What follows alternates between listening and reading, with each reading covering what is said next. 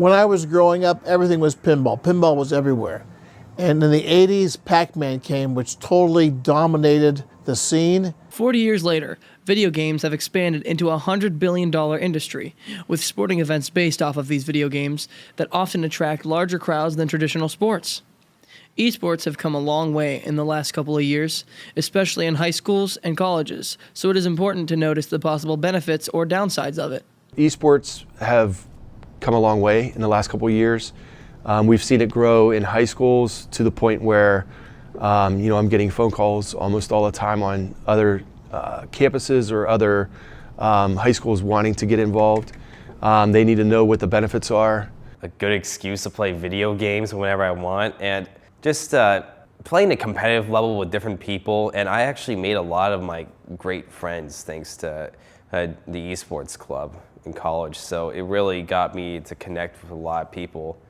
And I think one of the main reasons is just to connect with people who like the same stuff as I do. I enjoy playing video games with my son. So that gives us our time, to release and enjoy weekends. I just started at a young age playing video games, and I've been playing ever since. Like I said, my first console was a GameCube, and then the collection just kept on growing. Critics of video games have linked the rise of school shootings to violent games with a societal increase in violence by teens and young adults, the general target audience for video games, so their usefulness has come into question. While some believe video games are beneficial for people's health, others find it harmful. I tend to play the video games that are non-violent. Luckily, people in my family don't play those violent games, but I can see how you would get fired up and just want to get excited to the point where you just go out and do something you shouldn't do. It's only for those that take the fictional aspect into real life. The media and the violence in video games is probably way blown out of proportion. They have to do a lot more research than just say that that's what's causing someone to become the way they are violent.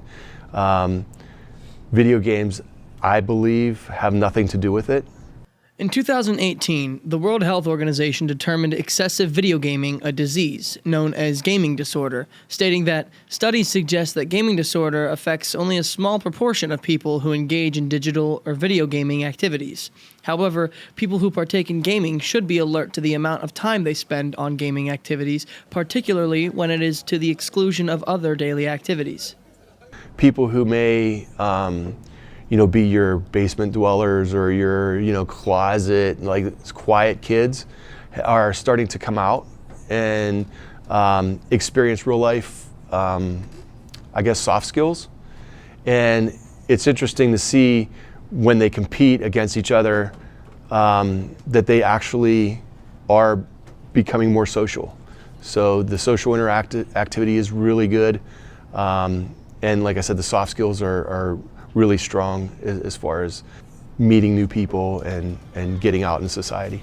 I wouldn't make it, one of them binge things where people just go lock themselves up, for the weekend and binge game for, hours and hours. I don't think that's very healthy. You have to stay, in check with reality and, make sure that that it's only a video game. And I think it's fine after that.